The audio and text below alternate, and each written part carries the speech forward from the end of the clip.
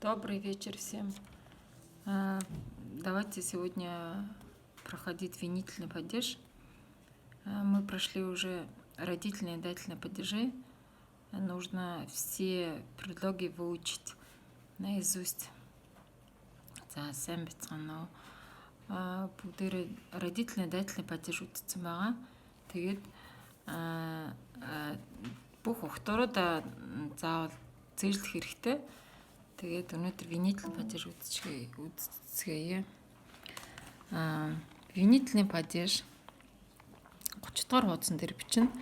Ингээд винительный падеж гэчээд винительный падеж ковошто гэсэн хэнийг юу гэсэн асуултанд хариулдаг хамгийн ихэнд ухтургуу утгууд нь гэвэл я люблю маму гэвэл би ээжийг хайрладаг гэсэн утгатай яг үгжилхэл юм бол бид манайхаар бол би ээжтэй хайртай гэж орчуулна.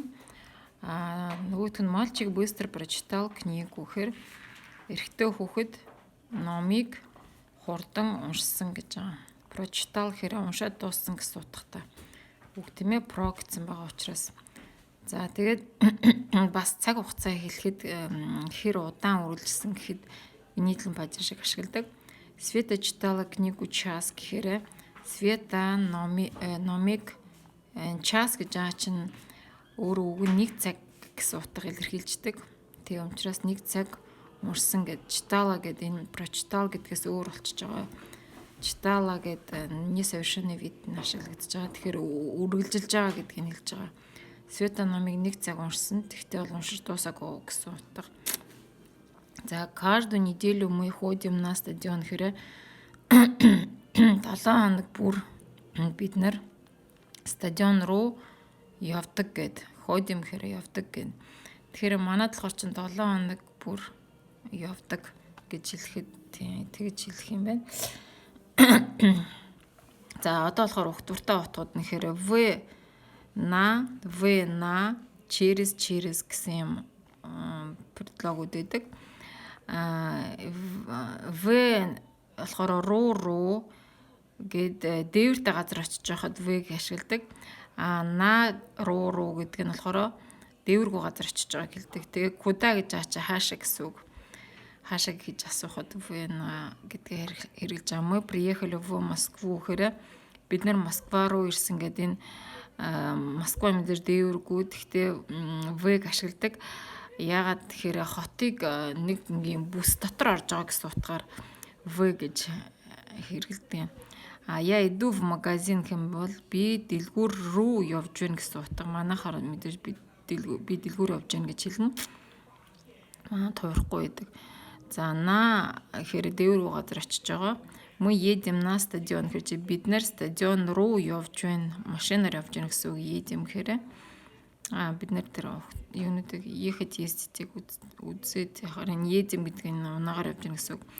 За в бас хизээ гэхэд когда гэж ачи хизээ гэсэн үг. Тэгээд 7 хоногийн өдөр цагийг хэлэхэд хэдэн цагт гэхийг энэ в-г ашигладаг.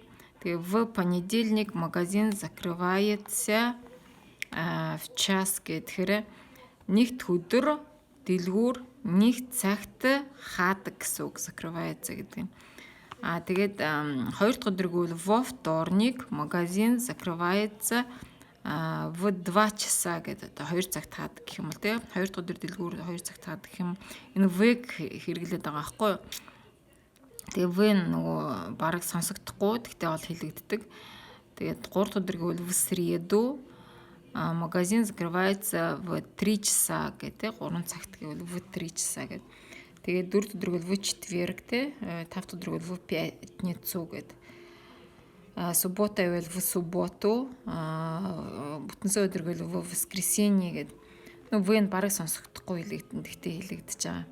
За на гэхээр ямар хугацаагаар гэсэн утга илэрхийлдэг. Мы уехали на месяц гэх юм бол бид нар 1 сараар явцгаасан гэсэн үг байхгүй юу? Яваад 1 сар болно гэсэн утгатай болчихж байгаа наа гэдэг нь.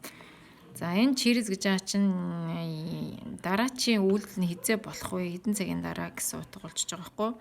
Через какое время гэхээр я вернусь через час гэх юм бол би 1 цагийн дараа ирнэ гэсэн үг байхгүй юу?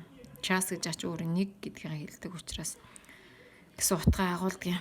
За бас через что гэхээр ямар нэг юм туулж өнгөрөх, дундуур нь ингээд туулаад өнгөрөх гэсэн утга болж байгаа. Мы перешли через дорогу гэхээр чи ингээд зам байхад замыг хөндлөн гарч байгаа учраас перешли через дорогу гэж хэлдэг. Одоо бас мы перешли дорогу гэж хэлээд идэг через-ийг хэлэхгүйгээр бид нэр зам гарсан гэсэн үг. Бид нэр зам хөндлөн гарсан.